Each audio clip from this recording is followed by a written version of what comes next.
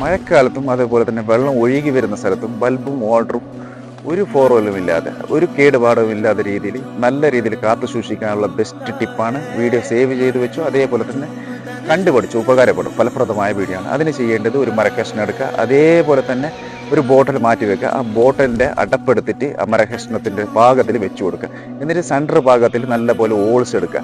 എന്നിട്ട് ആ വയറിനെ അകത്തുനിന്ന് പുറത്തേക്ക് വലിച്ചെടുക്കുക.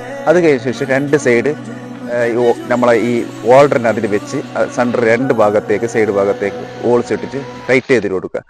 എന്നിട്ട് ഈ ഒരു ബോട്ടിലിനെ വിട്ട് ചെയ്യുന്നതിന് മുമ്പ് ബൾബ് ഇട്ടിട്ട് നല്ലപോലെ ടൈറ്റ് ചെയ്ത് കൊടുക്കുക.